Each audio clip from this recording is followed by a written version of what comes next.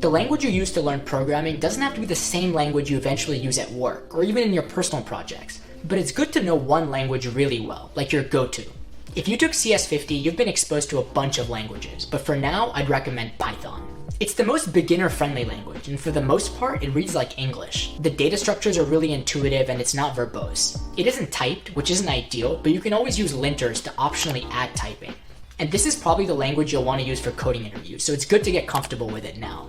To actually learn coding in Python, there are so many great resources out there. For now, you're going to want to focus on syntax and data structures, so follow an online course or look up some tutorials on YouTube. Make sure you learn about control flow, so if-else statements, basic logic and or not, loops, for and while loops, and objects, classes, and other object-oriented programming principles. In my opinion, these are the highest yield topics.